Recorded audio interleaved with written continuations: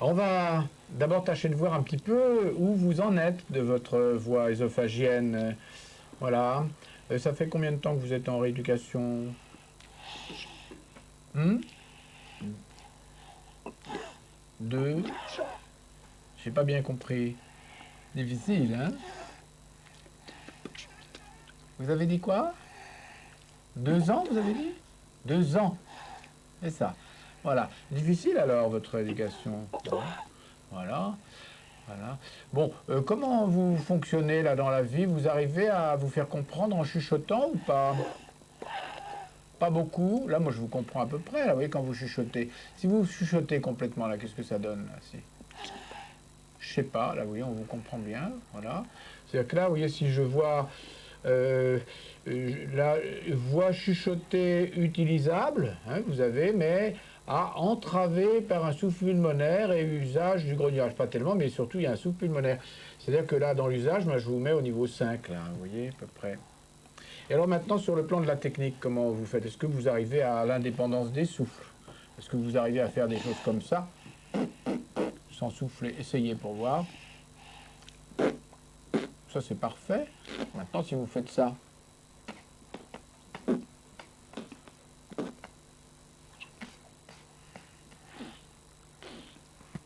mais vous voyez, vous faites marcher vos poumons aussi. Vous le sentez ou pas? Pensez, c'est dans vos joues qu'il est l'air. Vous voyez, là, vous n'arrivez pas du tout à dissocier les deux. Vous voyez? Essayez de penser, c'est de l'air de mes joues que je mets dehors. Ah oui, oui. Là, tout d'un coup, quand vous faites vibrer vos lèvres, ah, ça va très bien, tout d'un coup. Vous voyez? Mais il n'y a pas besoin de faire plus avec vos poumons quand vous ne faites pas vibrer vos lèvres et quand vous faites juste sortir l'air. Vous voyez ça? Là, il y a quelque chose à creuser, là, pour vous. Vous voyez ça? L'indépendance des souffles, ça colle à peu près, là. Tenez, faisons quelques exercices, là. Mettez donc votre main devant l'orifice, là. Et puis, faites juste ce petit...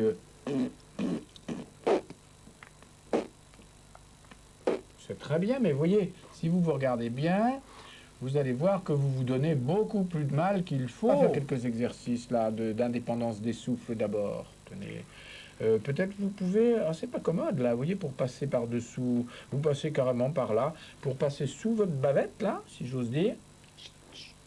Voilà, vous passez par-dessous pour sentir si l'air vient dans votre main ou pas. Et puis vous faites ce petit en vous regardant faire. Ça va très bien, n'en faites pas plus de 3. Refaites donc, mais beaucoup plus tranquille. Vous voyez, regardez comment je m'y prends. J'ai ma main là, je ne mets pas par-dessous, moi, voilà, et puis je fais un soupir. Je sens l'air dans ma main, là, et puis ensuite... Voilà, vous vous êtes regardé faire? Non. Regardez-vous donc, un soupir d'abord. Voilà, et puis maintenant, l'exercice. Voilà, qu'est-ce que vous avez senti? Il n'y a pas eu d'air dans votre main, là, mais ah, on a entendu les injections. Vous voyez, ça veut dire que vous avez poussé vraiment dur. Est-ce que vous pouvez les éviter? Ben voilà, reprenez donc et puis faites beaucoup plus tranquille.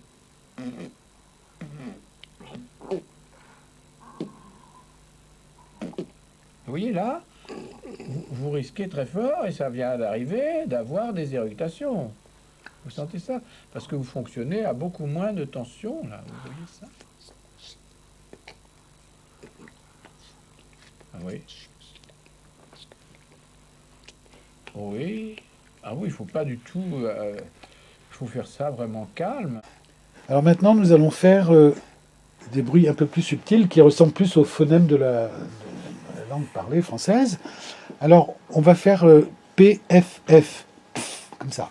Bien entendu, il ne faudra pas souffler avec les poumons. Alors, avec un peu fermeture de la bouche au début. Voilà. Voilà.